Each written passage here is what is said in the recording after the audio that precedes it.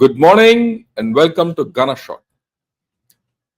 A few days back, I took out a video which highlighted the 10 declines of China. 10 points which are contributing to the decline of China.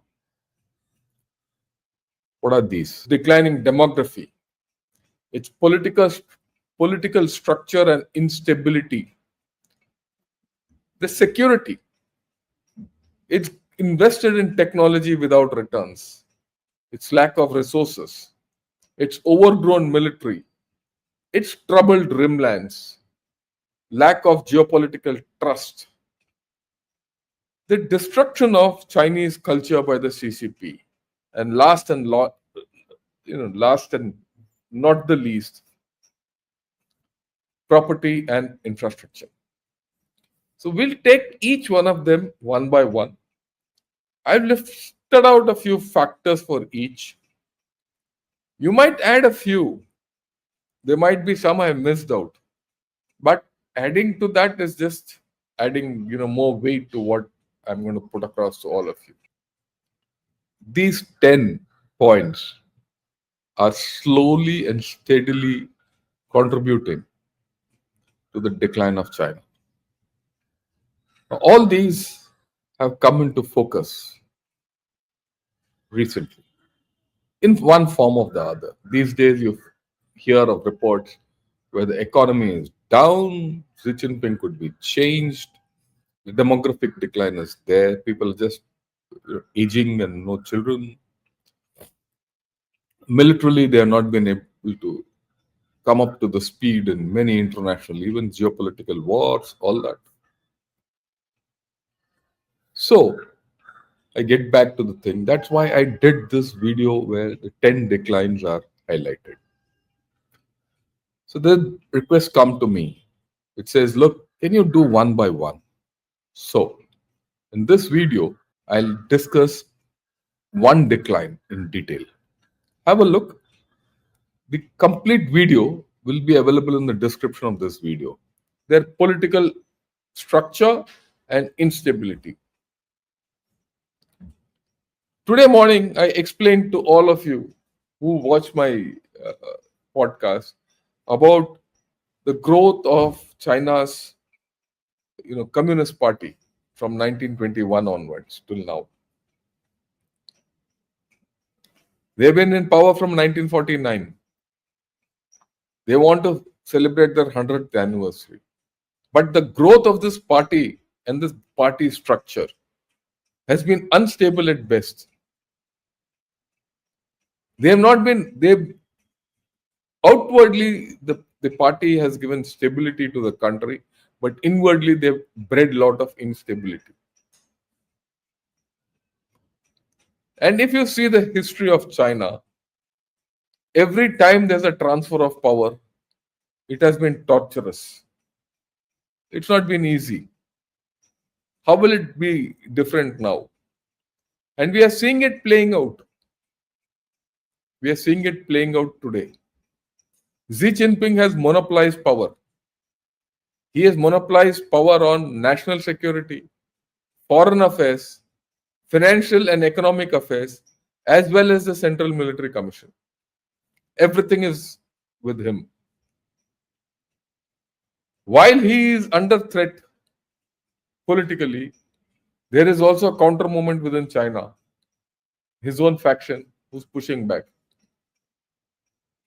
So how will this devolution of powers or transfer of power take place? It's not going to be easy. If it is not going to be easy, it is going to be at the cost of China. Because in China, if you leave the demography out, it's the politics which matter. Everything in China is political. That is why the political structure and stability is my second point.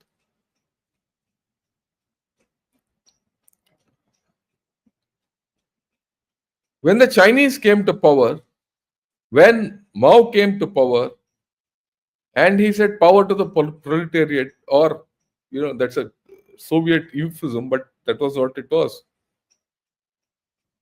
Rule by the people and all that. He made a social contract. He made a social contract with the people.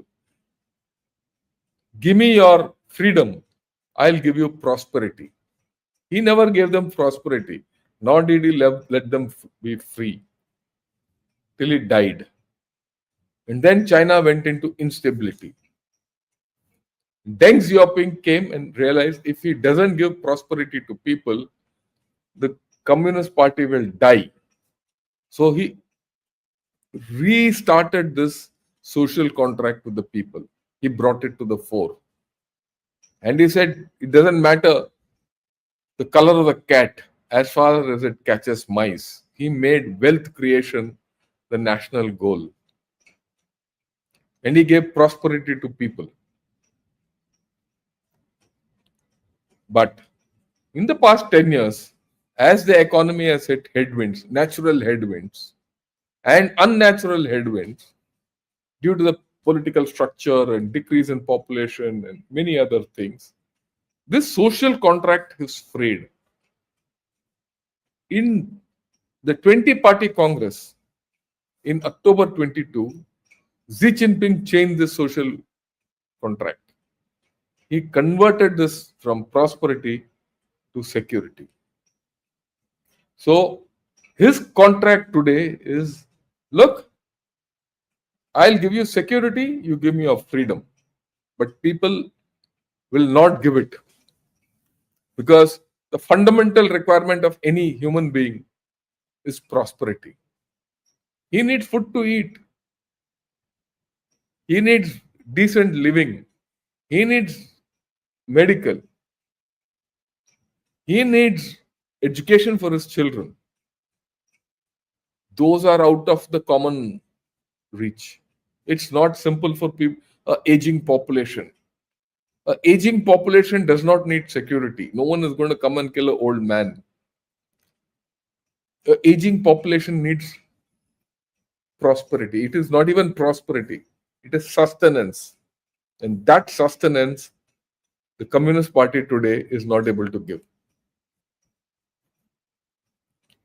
Okay. Then, like I said today morning, I analyzed, there's a huge problem of transfer of power. Every transfer of power has come with a problem. The transfer of power which will happen now when Xi Jinping goes and all his monopolies are taken off, because Xi Jinping centralized everything. And he also didn't let a leader grow. So in an environment where there's no leader who cannot exercise all these powers which Xi Jinping had with him, they have to be devolved.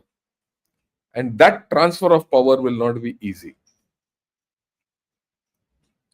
They will be fighting, competing lobbies. As it is, China was known for its factions. It will only increase. And that's what my next point is, lack of a clear succession. Who is that person succeeding China? Today they say a chap called Wang Yang, who was sidelined. He's reluctant to come. There's no one in the horizon. The guys who are in power are well entrenched. They will not give up. The plan which so far says is they have to be sidelined.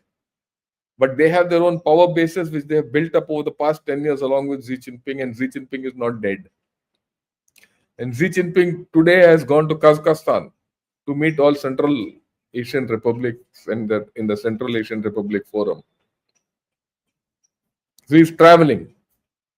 He might not be well, but he still holds the reins. So this transfer of power is not going to happen in a hurry, irrespective of what rumors come, what analysis happens and all. But the fact is that it will happen. It will happen in the next 1-2 years. So if it doesn't happen, the first problem will come in. Monopolization, over-monopolization. Xi Jinping, to retain power, will continue to over-monopolize. So whether he over-monopolizes or he devolves power to the people, where there's no clear succession and there's a political vacuum coming up, there's a problem. And Xi Jinping himself has not given up. He has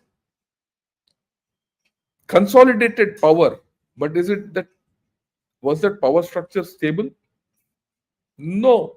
And we'll talk why it's not been stable.